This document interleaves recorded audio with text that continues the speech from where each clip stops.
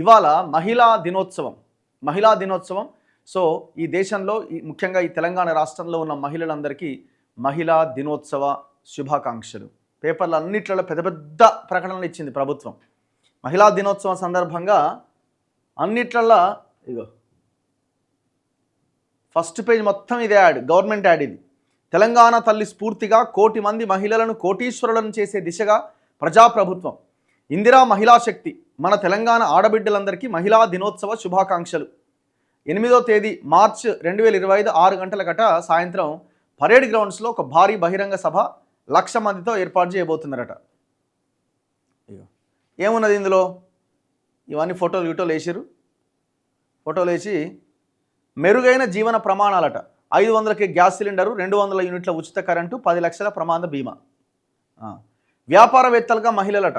1000 మెగావాట్ల solar power ప్లాంట్లు, industrial పార్కుల్లో 5% ప్లాట్లు, జిల్లాకో పెట్రోల్ బంకు, 106 షాపులతో ఇందిరా మహిళా శక్తి బజార్. స్వయం ఉపాధి. 196 ఇందిరా మహిళా శక్తి క్యాంటీన్లు, విద్యార్థులకు యూనిఫామ్ల తయారీ, 22 ఇందిరా మహిళా శక్తి భవనాలు, మీ సేవా కేంద్రాల ఏర్పాటు. అవకాశాలతో అందలం. ఆర్టీసీ బస్సుల్లో ఉచిత ప్రయాణం, డైరీ సహకార రంగంలో 40,000 మంది సభ్యులకు శిక్షణ, ఈవెంట్ మేనేజ్మెంట్లో శిక్షణ, అమ్మ ఆదర్శ పాఠశాల అభివృద్ధిలో భాగస్వాములు. ఆర్థిక స్వేచ్ఛ. 1,00,000 కోట్ల అప్పులు రుణాలు ఇస్తున్నారట. ఏది? మహిళలకి. 350 కోట్ల వడ్డీ రాయితీ చెల్లింపు, ఆర్టీసీకి అద్దెకు 600 బస్సులు. ఏం చేస్తారండి? పేపర్ ఇది నింపాలిగా. ఇది నింపాలి కాబట్టి ఇక రాస్తారు. ఇక ఒక్కొక్క లైన్ రాష్ట్రాన్ని ఒక ఆయన ఉంటాడు. ఏమున్నాయి అంటే ఇప్పుడు సోలార్ ప్లాంట్లు ఎవరికి వచ్చాయి, 20 ఇండస్ట్రియల్ పార్కులు 5% ప్లాట్లు ఎవరికి వచ్చాయి, ఈ రాష్ట్రంలో సగం ఉన్నారు పురుషులు మహిళల జనాభా. అంటే దాదాపుగా 2 కోట్ల మంది తెలంగాణ ఆడబిడ్డలు ఉన్నారు. మరి ఆ 2 కోట్ల మందికి ఈ పవర్ ప్లాంట్లు, లేకపోతే ఈ ఇండస్ట్రియల్ పార్కుల్లో ప్లాట్లు, పెట్రోల్ బంకులు, ఈ ఎంతమంది మహిళలకి ఇది ఉపాధి దొరుకుతుంది? అండ్ అన్నింటికంటే ముఖ్యంగా సరే దాన్ని పక్కన పెడదాం. మీ మేనిఫెస్టోలోనే బెల్ట్ షాపులు తీసేస్తామన్నారు. ఎవరి కోసం అన్నారా? ఆ బెల్ట్ షాపులు తీసేస్తామన్నది మహిళల కోసమే కదా. మరి ఆ బెల్ట్ షాపులు తీసేస్తామన్న లైన్ ఎక్కడా లేదే ఇందులో. ఇప్పుడు మహిళలను కోటీశ్వరులను చేస్తామంటున్నారు. వచ్చిన పైసలన్నీ తీసుకుపోయి మీ వైన్ షాపులలో కట్టుడే అయిపోయాయి. మరి ఆ కుటుంబాలు ఎక్కడ బాగుపడతాయి? ఆ కుటుంబాలు ఎక్కడ బాగుపడడానికి అవకాశం ఉంది? ఇంకా ఈ బహిరంగ సభ కోసం యాడ్ ఇది, అంతకుమించి ఏం లేదు ఇందులో. అన్ని పేపర్లలో ఉన్నది. ఈనాడు, ఆంధ్రజ్యోతి, అన్ని పేపర్లలో ఉన్నాయి యాడ్ ఇచ్చింది. ఇది ఇట్లా ప్రచారం చేసుకునే బదులు కొంత మహిళలకి ఉపయోగపడేటువంటి కొంత కంటెంట్తోని ఒక యాడ్ ఇస్తే బాగుండేది కదా. అంటే వాళ్ళ అవగాహన కల్పించడానికి, ఇంకా వాళ్ళ మీద జరుగుతున్న దాడులో లేకపోతే ఇంకా రకమైన అవగాహన కల్పించడానికి.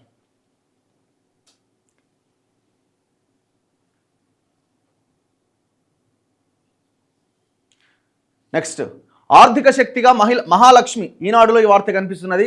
ఆర్థిక శక్తిగా మహాలక్ష్మి. 1 కోటి మంది మహిళలకు 1,00,000 కోట్ల రుణం.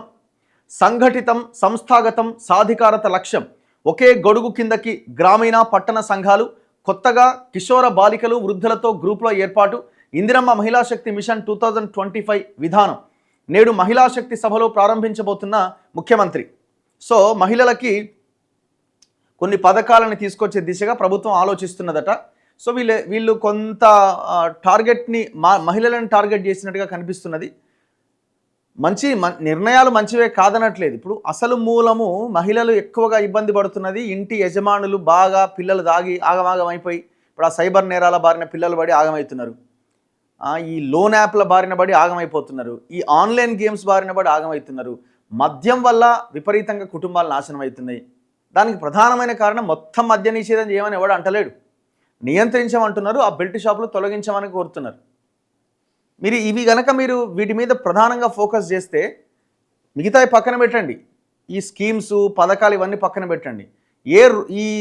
ఈ రకమైనటువంటి రుగ్మతలు ఉన్నాయి కదా, వీటి మీద ఫోకస్ చేస్తే ఇంకా వాళ్ళు ధైర్యంగా కుటుంబాలని ముందుకు తీసుకెళ్లడానికి అవకాశం ఉంటుంది. తెలంగాణలో 1 కోటి మంది మహిళలను సంఘటితం చేసి వారందరినీ కోటీశ్వరులను చేయాలనే సంకల్పంతో రాష్ట్ర ప్రభుత్వం రూపొందించిన ఇందిరా మహిళా శక్తి మిషన్ 2025 పథకాన్ని శనివారం అంతర్జాతీయ మహిళా దినోత్సవం సందర్భంగా ఆవిష్కరించబోతున్నారు. గురువారం జరిగిన రాష్ట్ర మంత్రిమండలి సమావేశంలో ఈ పథకాన్ని ఆమోదించింది. శనివారం సికింద్రాబాద్ పరేడ్ మైదానంలో ప్రభుత్వం ఈ కొత్త విధానాన్ని ప్రారంభించబోతున్నది. గ్రామీణ పట్టణ మహిళలను, యువతులను, వృద్ధ మహిళలను ఒకే గొడుగు కిందకు చేర్చి ఆర్థిక స్వాతంత్రం, నైపుణ్యాభివృద్ధి, శిక్షణ ద్వారా వారిని శక్తివంతం చేయడమే దీని ఉద్దేశంగా ప్రభుత్వం పేర్కొన్నది. ప్రస్తుతం రాష్ట్రంలో గ్రామీణ పేదరిక నిర్మూలన సంస్థ పరిధిలో 4,34,368 మంది మహిళా సంఘాలు ఉన్నాయట. 68 మహిళా సంఘాలు. అండ్ వాటిలో 46,85,460 మంది మహిళలు అందులో సభ్యులుగా ఉన్నారు. అంటే దగ్గర దగ్గర 10 లక్షల దాకా 1 కోటి మంది, అంటే 90 లక్షల మంది ఉన్నారు.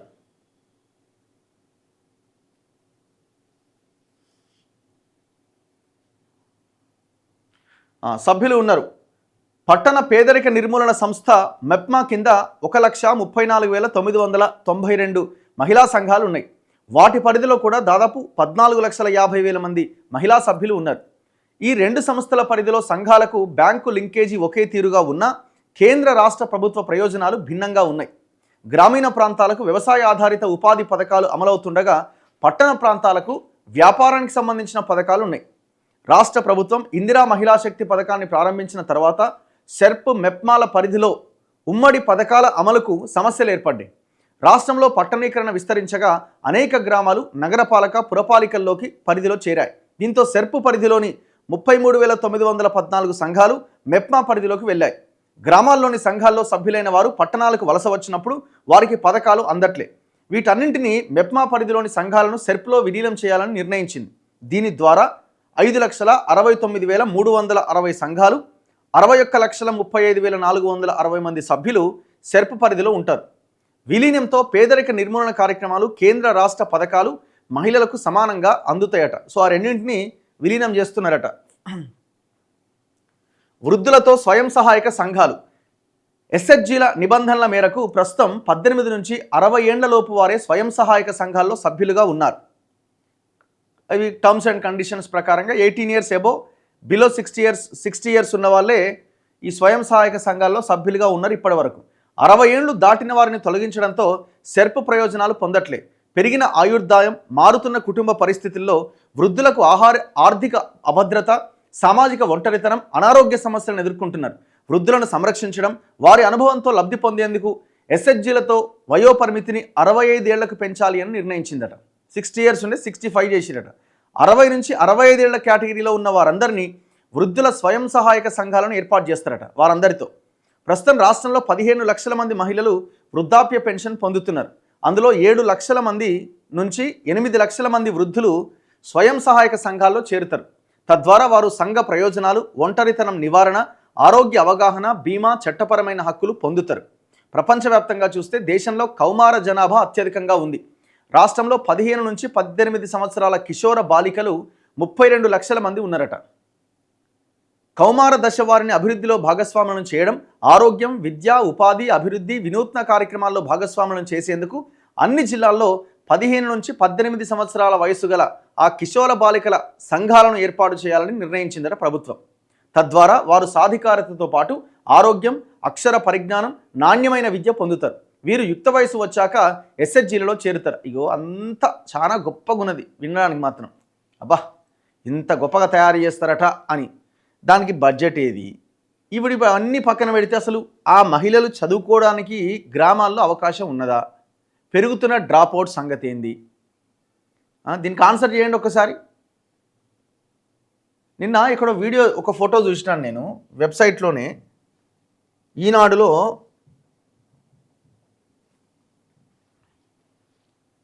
అసలు ఇప్పుడు ఈ మహిళలు, వీళ్ళకు వస్తున్న డబ్బులు కానీ, కుటుంబాలకు వస్తున్న సంపద దేనికి ఖర్చు అవుతున్నదండి? మెజారిటీ వాటా దేనికి పోతున్నది? విద్యకు పోతున్నది, వైద్యానికి పోతున్నది. అరే బడ్జెట్ కేటాయింపులే చక్కగా ఉండో మళ్ళీ వాళ్ళని కోటీశ్వరులను చేస్తాం, లక్షాధికారులను చేస్తామని మాట్లాడుతూ ఉంటారు. ఇప్పుడు మీరు మాట్లాడుతున్న వీటి వల్ల కలిగే ప్రయోజనం ఎంత? వాటికి ఉన్న బడ్జెట్ ఎంత? అన్ని లక్షల మంది మహిళలకు ఉన్న బడ్జెట్ ఎంత? ఎక్కడో చూసిన అది ఒక ఎక్కడ మహబాద్ దగ్గర మొత్తం స్కూల్ మొత్తంలో దాదాపు 2 బాత్రూమ్లు ఉన్నాయి. 2 బాత్రూమ్లు ఉన్నాయి అంటే పాపం పిల్లలు లైన్ కట్టి ఆ బాత్రూమ్ పోతున్నారు ఇంటర్వెల్ టైంలో.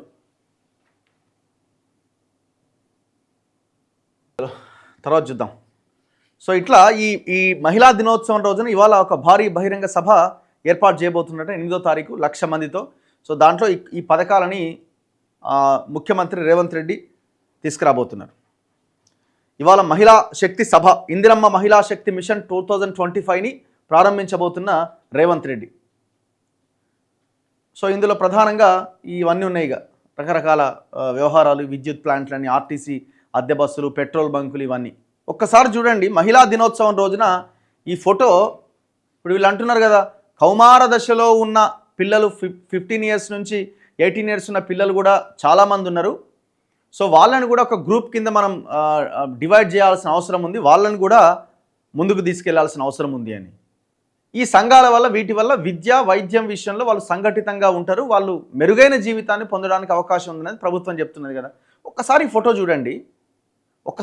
చూడండి, ఎంత దుర్మార్గమైన, ఎంత దారుణమైన విషయం అన్నది మనకు అర్థమవుతుంది. పెట్రోల్ బంక్ పెట్టినాం, సోలార్, ఒక పెట్రోల్ బంక్ సంగారెడ్డిలో ఒక పెట్రోల్ బంక్ ఇచ్చారు, 1,23,00,000తో ఒక పెట్రోల్ బంక్ ఇచ్చారు. ఎంతమంది మహిళలు ఉన్నారు ఈ దేశంలో, ఈ రాష్ట్రంలో, తెలంగాణలో? ఒక పెట్రోల్ బంకు, ఒక సోలార్ ప్లాంట్ ఇయ్యంగానే అయిపోయిందా మొత్తానికి? ఇప్పుడు దాన్ని మీరు పెద్ద ఎత్తున ప్రచారం చేసుకుంటున్నారు. ఇది దేనికి అర్థం? నేను ఒక గవర్నమెంట్ గురించి మాట్లాడతలేను, అన్ని గవర్నమెంట్స్ అట్లే పాడాయి, అన్ని పార్టీలు అట్లే పాడాయి. ఎవడైనా ఇట్లాంటి వాటి మీద మాట్లాడుతున్నాడా? ఉగ్గబట్టుకో, ముక్కు మూసుకో. విద్య మీద పెట్టేది ఖర్చు కాదు, భవిష్యత్తుకు పెట్టుబడి. ఇది ప్రభుత్వాలు చెప్పే మాట, అయితే ఆచరణలో మాత్రం అది అడుగు సైతం ముందుకు పడట్లేదు. మన ఊరు మనబడి వంటి కార్యక్రమాలతో పాఠశాలలను అద్భుతంగా తీర్చిదిద్దామని పాలకులు చెబుతున్నా ఇంకా కనీస సౌకర్యాలు లేని బడులెన్నో కనిపిస్తూనే ఉన్నాయి. మహబాద్ జిల్లా నెల్లికుదురు మండలం ఆలేరు గ్రామంలోని జిల్లా పరిషత్ ఉన్నత పాఠశాలలో మొత్తం 152 మంది విద్యార్థులు చదువుకుంటున్నారు. ఇక్కడ వారందరికీ కలిపి ఉన్నవి 2 బాత్రూమ్లు. అవి శిథిలావస్థకు చేరడంతో పాటు శుభ్రం చేసేవాళ్ళు లేక దుర్గంధం వెదజల్లుతున్నాయి. ఇది ఫోటో. అమ్మాయిలంతా లైన్లో నిలబడ్డారు వాష్రూమ్కి వెళ్ళడానికి. సిగ్గుపడాలి కదా మనం. మహిళా దినోత్సవం రోజున మనము సిగ్గుపడాల్సిన దృశ్యం ఇది. మొత్తం సమాజం అంతా తలదించుకొని సిగ్గుపడాల్సిన దృశ్యం. ప్రజలు కూడా పైసలు తీసుకొని, క్వార్టర్ పైసలు తీసుకొని, 500 రూపాయలు, 2000 రూపాయల నోట్ల కట్టలు తీసుకొని అమ్ముడు పోతున్న మనం కూడా సిగ్గుపడాలి. మన పిల్లల విద్య విషయంలో మనం ఏ రకమైన ఆలోచన చేస్తున్నామో, ప్రభుత్వాలు ఏం చేస్తున్నాయో మనం ఎందుకు మాట్లాడతలేమో మనం సిగ్గుతో తలదించుకోవాలి. ఏం దుర్మార్గం ఇది! తెలంగాణ వచ్చి 11 ఏళ్ళు అయిపోయింది, ఒక్క బడి మార్చమైతే మనం. ఓడు మన ఊరు మనబడనే, ఓడు ఇంకోడనే, ఓడు ఇంకొకటి అని.